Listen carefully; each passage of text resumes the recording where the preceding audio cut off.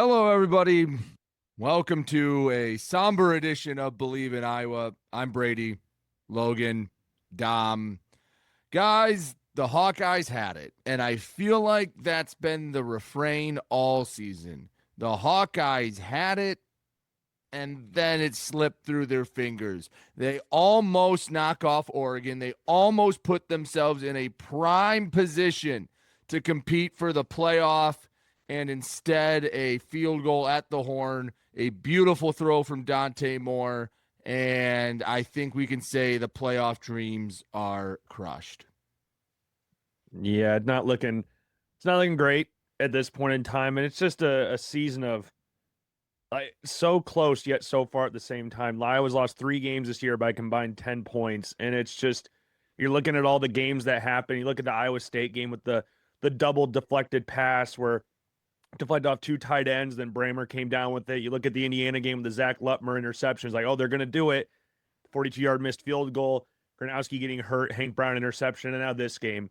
You got the Mark Gronowski touchdown to go up with less than 2 minutes left. And I thought that was going to be a moment of like, we were going to look back at that for years and celebrate like that pop in the crowd when that touchdown went in was something that I haven't experienced in a while, it feels like. And then, like you said, Dante Moore, perfect pass. As the old saying goes, you can't defend a perfect pass. I don't care what TJ Hall did, what he didn't do.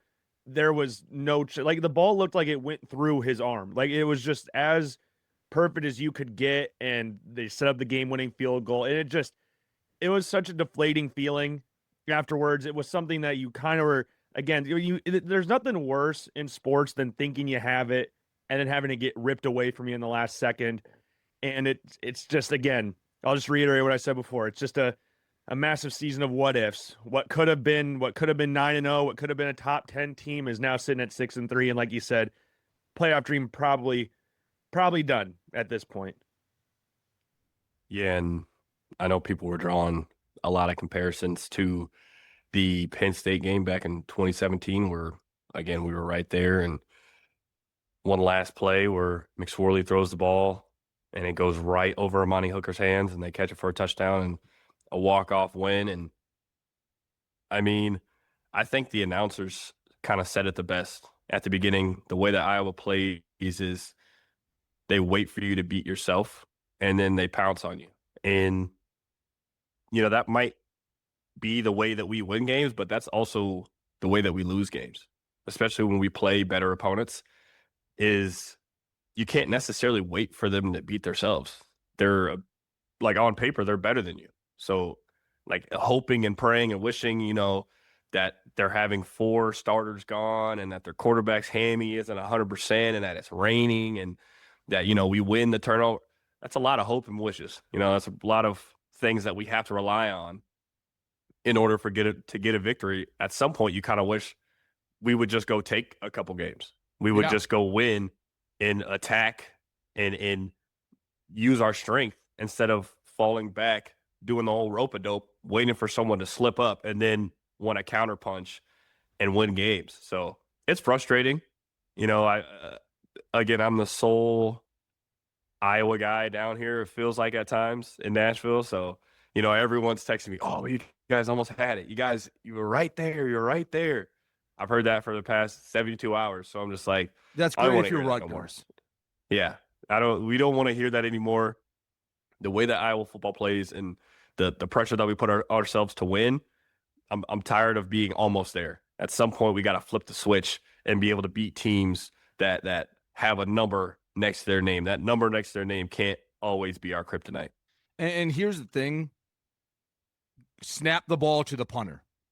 And this game's probably going to overtime. I mean, I know the butterfly effect, the game goes differently. Like if you punt, how does that next drive go, blah, blah, blah. I understand that it's not just, good snap equals same game. But that's a mistake Iowa never makes. Never makes. 2 of them. Yeah. Back to back. And that ends up being the difference. And Dom, I'm sure you know better than any of us that's probably going to be played and referenced for from Kirk Ferentz as long as he keeps coaching.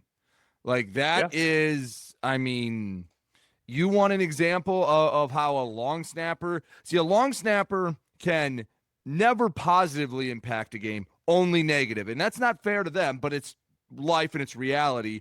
And in that instance, the operation on a punt, I don't want to say cost them the game because, I mean, you give Phil Parker in that defense, you say, hey, get a stop in 90 seconds, and you expect him to do that. But man, that's the what if for me in this game. Yeah, and then like I lived with a couple long snappers back when I was at Iowa, so I understand that. You know, their job is kind of, you know, in the shadows. You don't really pay much attention to the long snapper. You don't really. It's kind of a special teams thing. We're not really big on you, except of course like Keith Duncan or, you know, the ones that make game-winning field goals. But it's like the best thing about a specialist if people don't know your name. Yep. That's the best thing that could happen, is that no one knows your name, and you kind of slide under the radar and you make good plays. But as long as people don't know who you are, that means you're doing your job. But now we all know the punter who snapped two balls over our punter's head, almost two balls over our punter's head. And I don't want to say cost us the game, but it's just it's not a way you want to start the game. You know, when you play better opponents, then the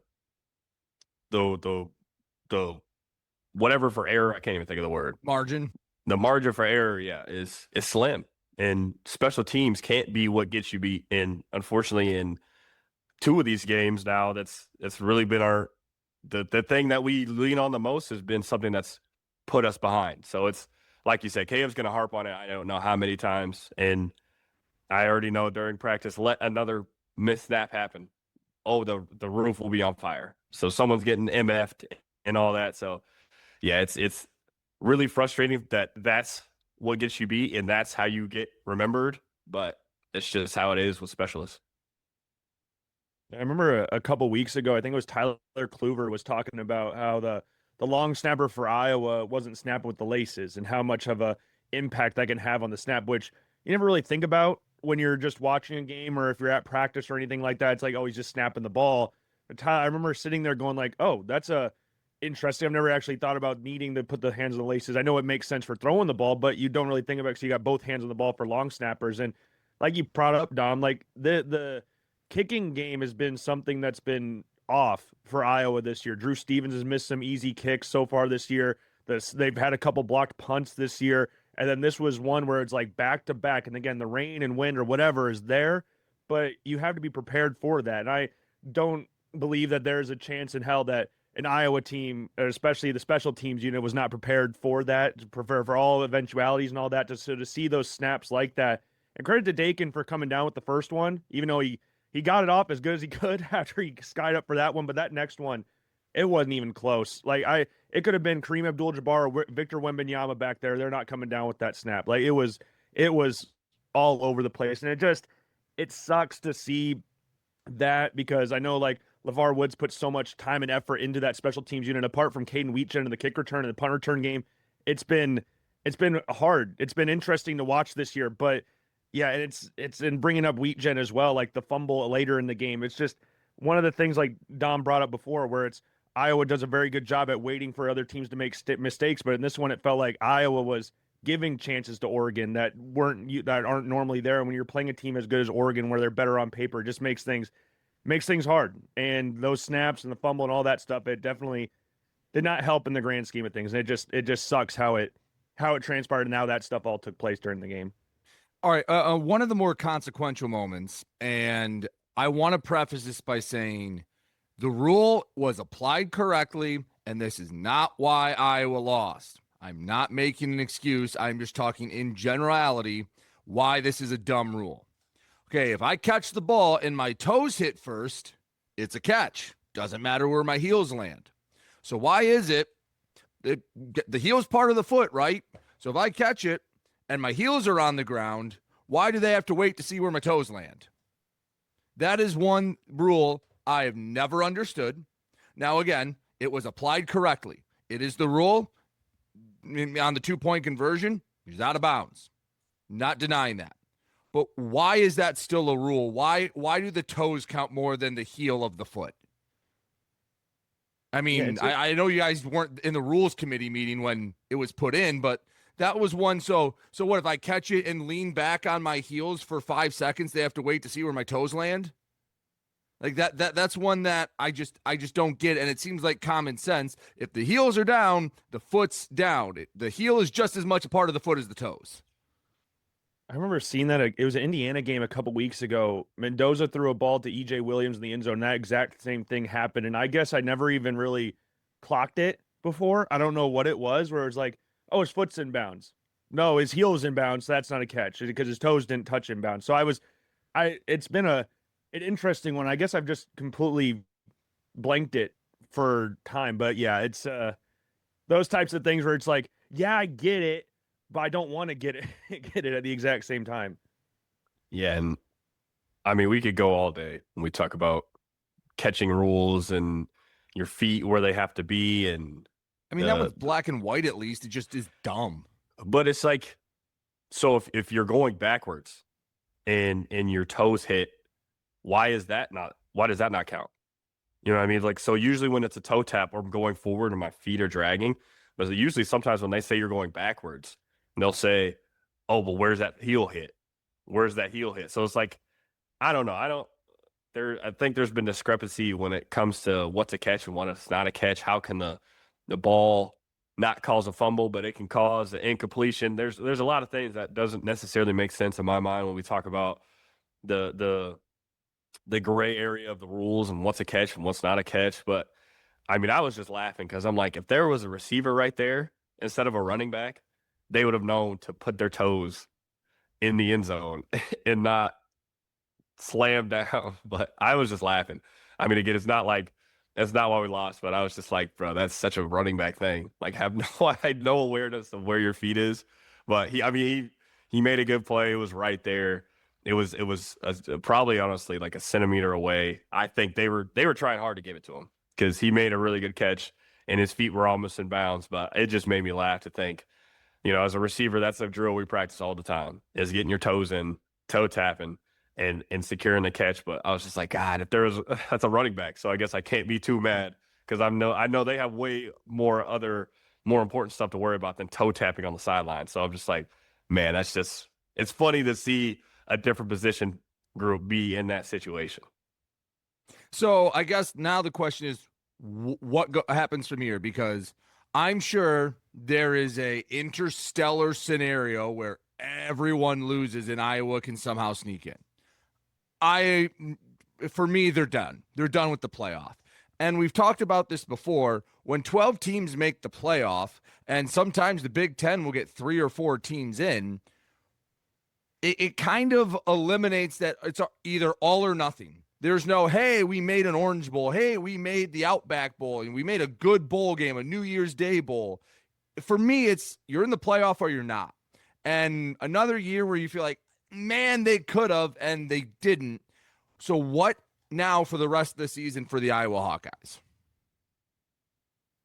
I think they're just got to take it one game at a time, I guess, at this point, because that USC game, I'm not going to lie, that does kind of scare me a little bit. I know Jade Mayava is kind of all over the place sometimes, but traveling out west, we've talked about it 1,000 times. We've harped on it 1,000 times. That scares me a little bit. Now, you look at the next 2 games after that, Michigan State, Nebraska.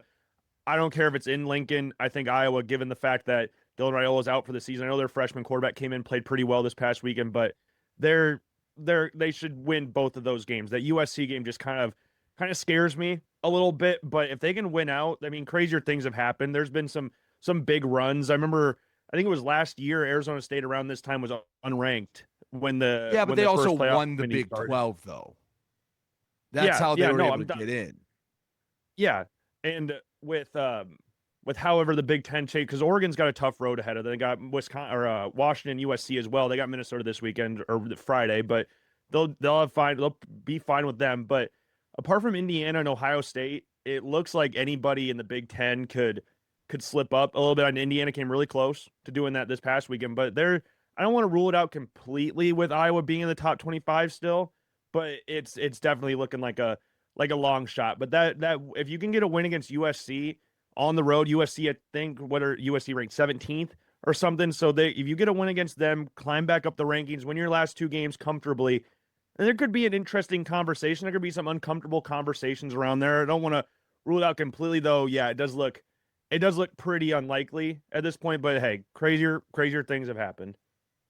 Yeah, and I if we had to look at the big picture, I'd say it's probably less than 2% chance.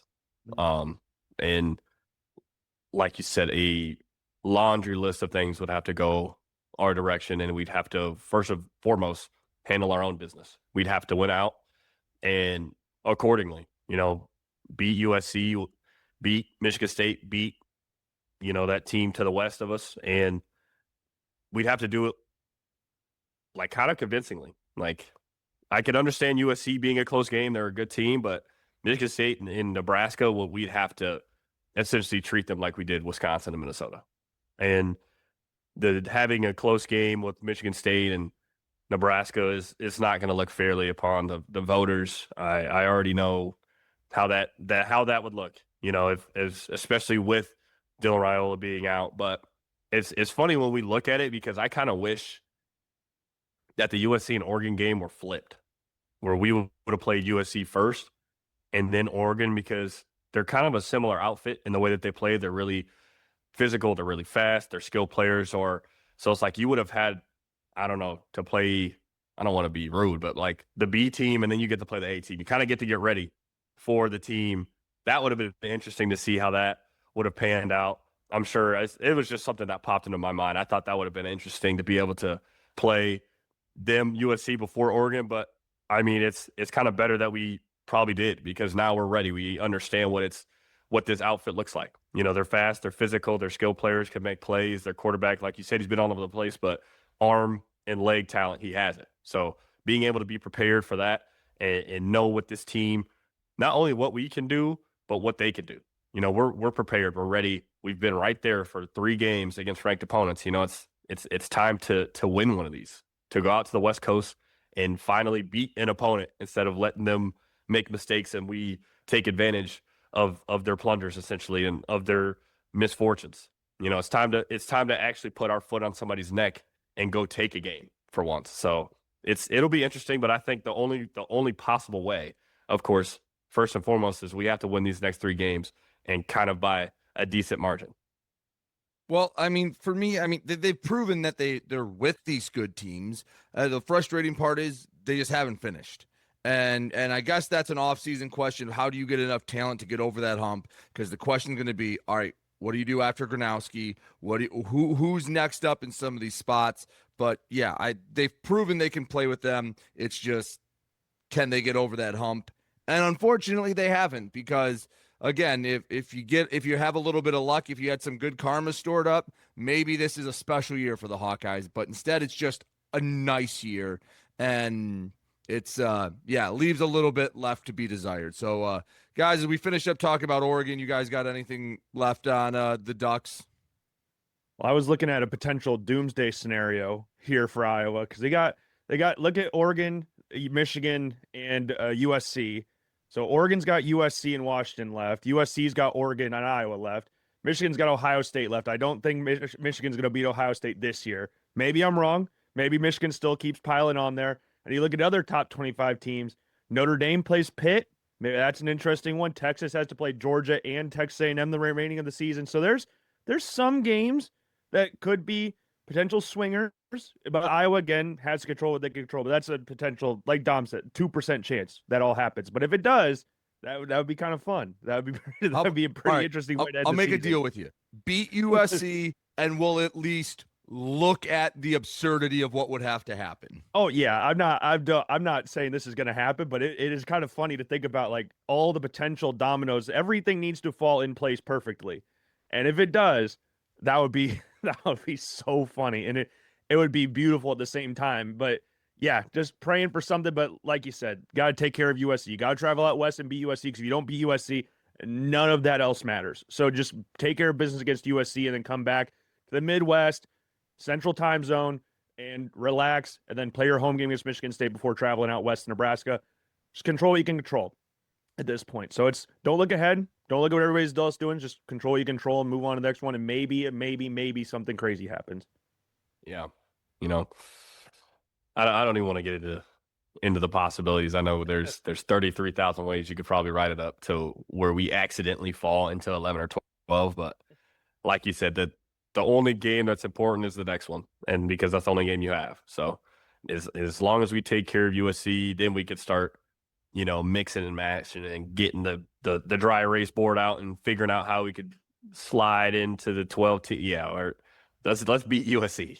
That's like we talked. We don't really travel west well. And unless it was that 1 year, what was that, 2019, 2020, when we played USC in the Holiday Bowl. That's really the only time I can remember where we've traveled to the West Coast and played well. So let's win handily, and then then we can figure out how we can sneak in there and see the black and gold on the 12-team playoff. But besides that, we got to handle our food that's right in front of us.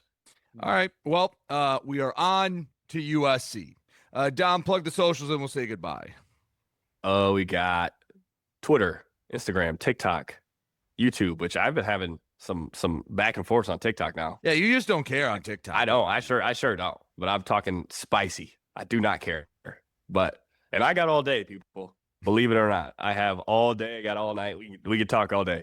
It is what it is. But also the last thing I obviously want to say is, happy birthday to my mother. It's her birthday today. Happy birthday. Happy birthday. Yeah. She's somewhere around here in my house. But just want to give her a nice happy birthday shout out. Well, happy birthday. And hopefully on her birthday weekend, Hawkeyes get a win over USC. So talk about that later in the week. For Logan Blackman and Dominic Daphne, I'm Brady Beaton. You've been listening to Bleav in Iowa.